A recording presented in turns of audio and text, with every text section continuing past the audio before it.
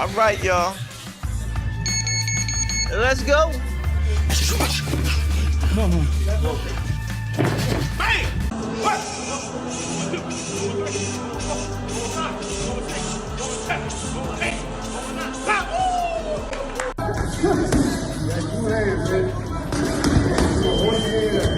It's just less than 3 weeks to go till the controversial fight, and Jake Paul has revealed his secret weapon that will make a difference in the fight, and this time, it's not another flashy piece of equipment or a wild new trainer.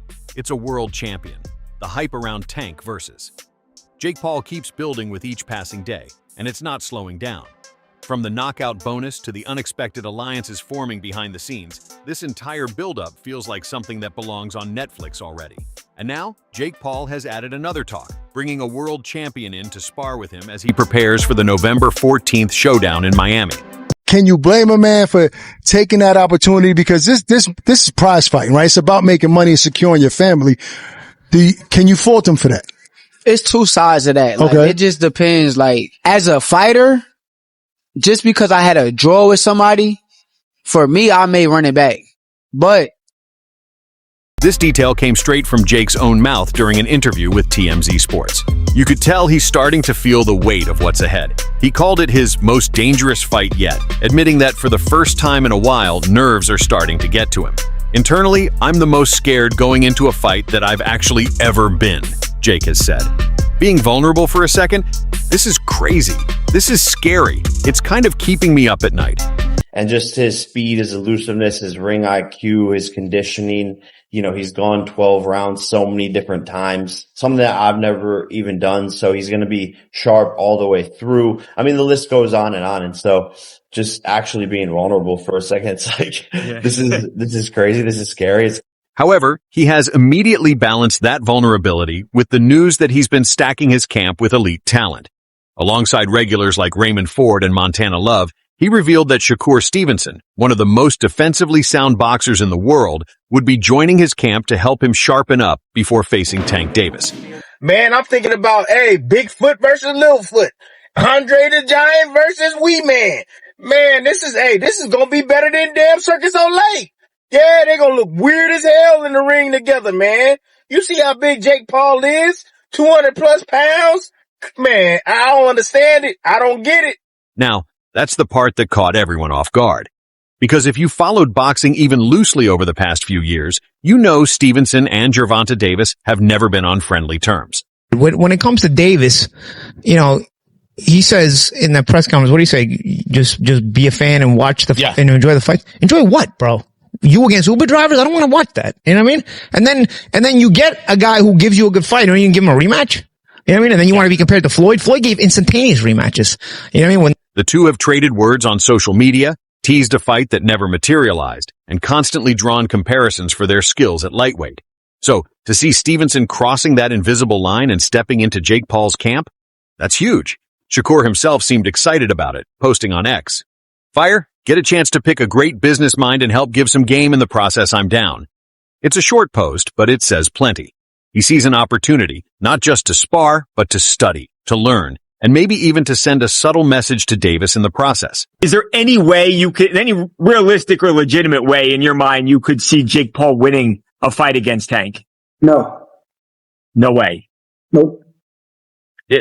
What makes this collaboration even more interesting is why it makes sense strategically. Stevenson's game is built around timing, control, and angles, the exact things Jake will need to understand if he hopes to survive Davis's pressure. Tank isn't just fast and explosive, he's calculated. He breaks fighters down, round by round, and forces mistakes. Stevenson has studied that up close for years. By bringing him in, Jake's essentially hiring a human playbook for how to handle Davis's rhythm and movement. Yeah, in terms of sparring, we got some great guys coming in.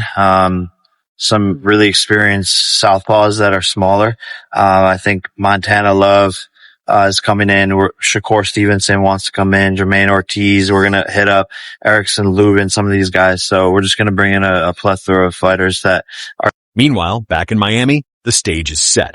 The fight will take place at the Kaseya Center, and Jake has made it clear that he's not coming to just survive. He's slimming down, adjusting his conditioning to match Davis's pace, and focusing on countering explosiveness with timing. My goal is to walk Tank into a knockout like I've done with other opponents, Jake said. It's bold, but that's been his approach since day one. Control the chaos and make the moment his. At this point, the build-up is starting to feel cinematic. There's a knockout bonus on the table, psychological games on both sides, and now a known rival of Davis walking into Jake's corner. It's the kind of setup that blurs the line between promotion and storyline. A 92-pound weight difference, almost a 100-pound weight difference. It's insane. Let's say he comes in at 200 pounds. It's still a 65-pound weight advantage. That is called one thing. That's called being a bully. It's like, dude, what are you doing? What don't you understand about this? If you want respect from your peers, if you want everyone on the planet. What's funny, though, is that even with all this collaboration, Shakur Stevenson isn't actually picking Jake Paul to win. He's been straightforward about that. In his interview with TMZ, Stevenson made it clear that while he respects Jake's preparation, he still believes Gervonta Davis will walk away the better man. Size will play some part in the fight, Shakur said. If I'm thinking like I'm Tank, I'm probably just going to go out there and try to outbox him, use my knowledge and IQ against him. I can see Tank just outboxing him and making it real easy. Geo's world, facts. That's why Tank wants to fight Jake Paul. I'm telling you, he want to fight Jake Paul because he know if he climb in the ring with Shakur Stevenson, he's going to get zapated. He know it. That's vintage Shakur, logical, composed, and analytical. He doesn't get caught up in the noise. He knows Tank's ring IQ is underrated. Most people focus on his power, but Stevenson sees the thinker behind the punches, the way Davis reads opponents, breaks them down, and sets traps. To him, Jake's size is an advantage, but not a deciding one. I think Gervonta Davis is probably the greatest fighter around now, but he's got a tough fight coming up. You know, he's the top dog. There's no doubt about it. He showed that. However, not everyone sees it that way. Terrence Crawford, arguably one of the most complete fighters of this era, has a totally different read. Speaking on the Full Send podcast, Crawford said he's leaning toward Jake Paul to pull off the upset. And his reasoning? Pure physics. Jake is too big for Tank, Crawford said. The camp of the latter. But instead of giving us the rematch with Roach, he's going to fight Jake Paul. Now, this is where you have a chance to stand up as fans. Don't pay for it. Don't watch it. But we know that you're going to. In reality, he's way too big for Tank. Tank is very talented, can punch hard, and is explosive. Jake can punch with that right hand. I've seen it up close and personal. The dude is big. He's not as slow as people think he is, and he can punch. Honestly, I think Jake by youth. There ain't no winner. It's an exhibition. But Jake is too big. If they really go at it, he's too big. Tank isn't going to be able to get in from that jab. Jake land one good punch on Tank, it's over with. Because he was talking about fighting Joshua, which is heavyweight. And now he's saying about fighting Tank. Nah, this can't be. It's Netflix as well. I need to go and do some checks and see if like the main pages have posted this. But Jake Paul's posted it. It says Friday, November 14th. It's in Atlanta. State Farm owned. Crawford's perspective hits differently because he's one of the few elite fighters who spent time around Jake's training firsthand. He's seen the power. He's watched how much Jake has improved with each fight. And his point about the jab isn't minor. Jake's whole style revolves around that long reach and setting up the right hand. Against someone with Tank's shorter frame, that could be a real problem. Jake is big. Tank has a lot of skill, but I don't think he's the same Tank that we saw the most incredible knockouts. We saw him, Lamont Roach performed great.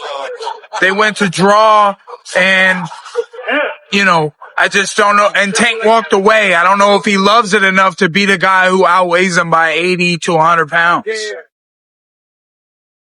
Everything around Gervonta Davis's camp right now feels like controlled chaos. You can see it in the way his people talk, the way clips are leaking out, and the way the media is being fed bits of information meant to paint a picture that he's not just keeping up with bigger men, but outright dominating them.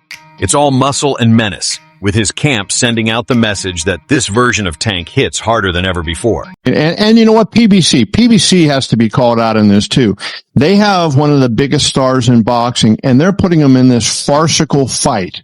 And they are struggling for survival, PBC. They are just falling apart. The Pacquiao fight did terrible, terribly promoted. They're saying he's putting guys down in sparring, that heavyweights are being thrown back by his shots, that even when the weight gap looks insane on paper, the damage still tilts in Tank's favor. That's the tone they're selling, not careful or strategic, just pure danger. The fight is scheduled and everybody's going to watch it.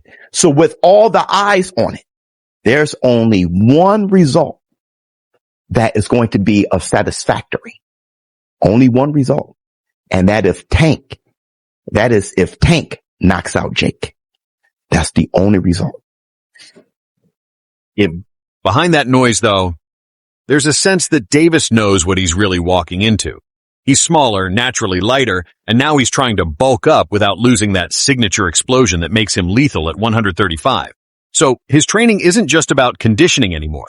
It's about adjusting how he carries power into a heavier body. What do you think of Jake Paul, Gervonta Davis? I know on Instagram you call it a circus. Yeah, this is boxing is slowly turning into the WWE. That's what I think. Does Tank Davis have a chance? Yes, but yeah, I don't even want to talk about it. Don't ask me a question like that again. Yeah, right. He's not doing marathon sparring rounds. He's doing short, violent bursts. It's less about pacing for 12 rounds and more about finding that one clean opening that can turn the fight in an instant. He's trying to preserve the Tank that fans know, the one who ends things early, and the confidence coming out of his camp borders on defiance. His trainer Calvin Ford has been pretty blunt about the conditions, especially the gloves. My only concern is, the gloves. You understand what I'm saying? Because we don't fight in 12-ounce gloves. We don't use 12-ounce gloves. That's training gloves, you know what I'm saying?